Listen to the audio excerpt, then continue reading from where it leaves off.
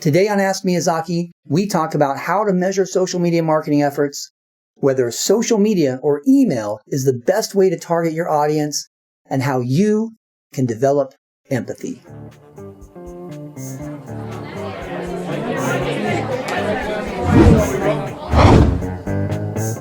Juliana asks, how can I measure the success of my social media marketing efforts?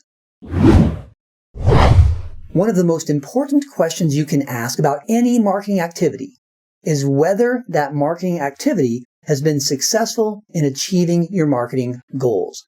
And you cannot answer that question unless you're able to measure the success of those marketing efforts, like Juliana mentions in this question. So, here are 3 steps that you need to follow to not only measure the success of your social media marketing efforts, but also to assess whether those efforts are actually worthwhile. Step number 1, develop strong overall marketing goals. Everything has to start with the overall marketing goals because these are what drive your business success. These should be SMART goals in that they're specific, measurable, actionable, some people say achievable, relevant, some people say realistic, and time-based. When we say relevant, that means that they should be relevant to the overall business goals of the company or the organization. For example, does your company want to grow its customer base? Does it want to grow the consumption or purchases per customer? Does it want to build market share in other geographic or psychological market spaces? Does it want to build brand equity in order to raise prices and increase contribution margins? There are obviously a number of potential business goals that can be converted into marketing goals. And these overall marketing goals will make a huge difference in what you do with your social media marketing activities. For example, if you want to increase sales, what you say in your social media will likely be much different than if your overall marketing goal is focused on building brand equity. Step 2, develop social media marketing goals that integrate with your overall marketing goals. In this case, your social media marketing goals also have to be SMART goals. In particular, you need to be able to measure your progress on these goals. For example, if your goal is to build brand equity among your social media target audience, you'd have to find a way to measure brand equity now and at some point in the future to ensure that the brand equity had indeed risen during the specified time period. But measuring brand equity is not something that you're likely to do on a daily or weekly or even monthly basis. So how do you know that your current social media marketing efforts are even aimed in the right direction? That's where step 3 comes in. Select or develop a series of key performance indicators, or KPIs, that integrate with your social media marketing goals.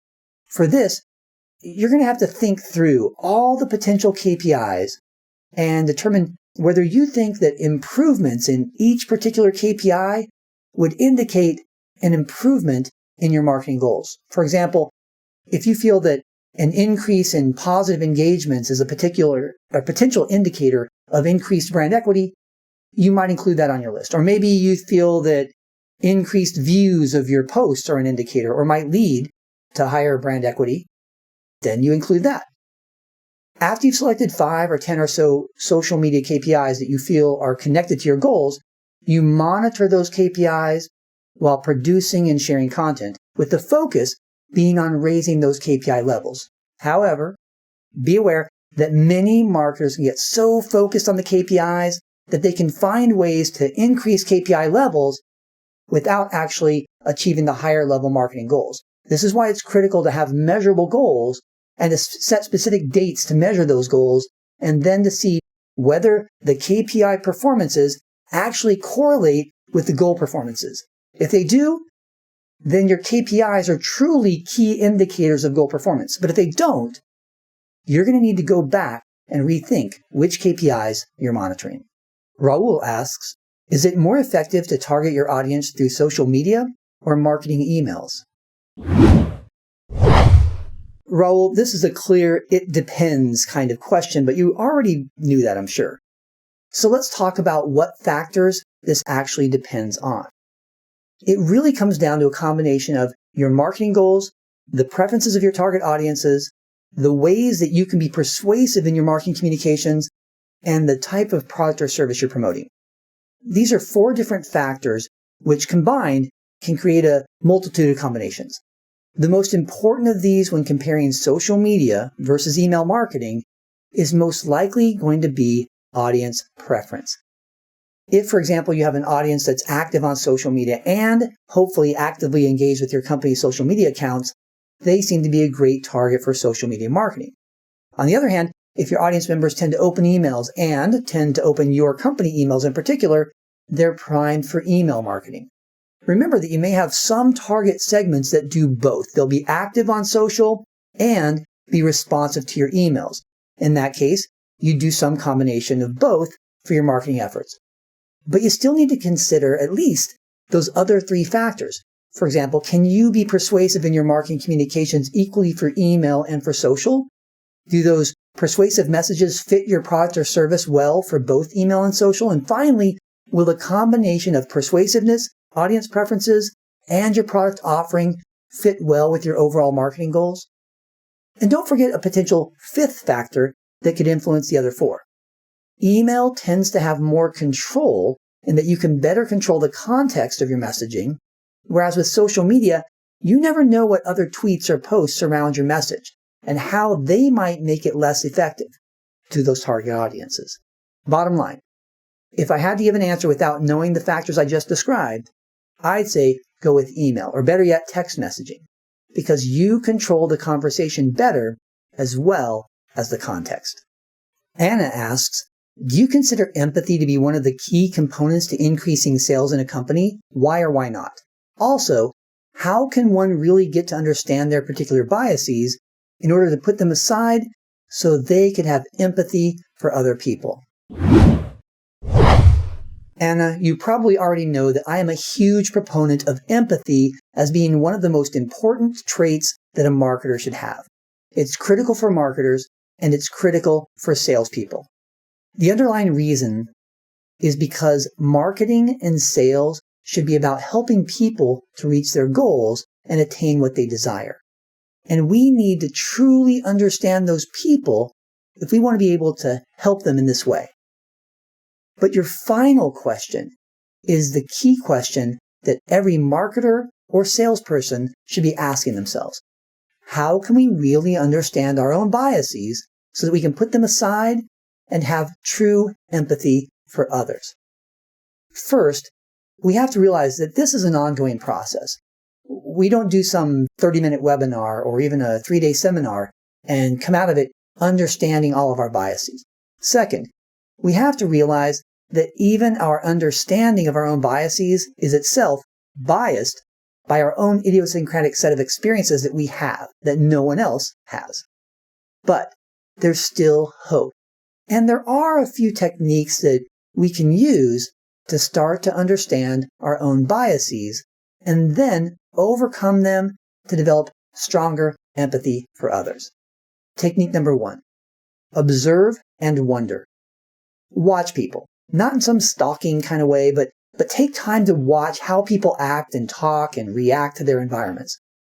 And while you're observing, think and wonder about why they do what they do, why they say what they say, and why they react as they react.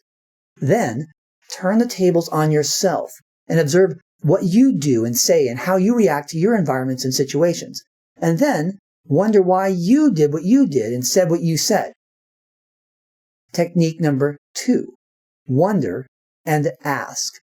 With all this wondering, you're bound to come up with ideas as to why people do what they do. You'll wonder if it's because they felt particular ways about themselves or their circumstances or other people or even about you. So after all of this wondering, it's time to ask.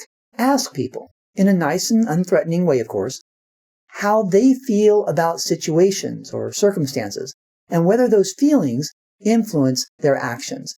Tell them outright, I'm curious because I don't understand, but I want to understand. You'll be amazed at how many people will open up and tell you what they feel and think. But remember, their answers are affected by their own biases, but that's okay. You'll still get new information that you can use to compare against your thoughts and wonderings so that you can form new ideas of the other people. The more you do this, the more you'll start to develop new ways to wonder. Technique number 3, act and observe.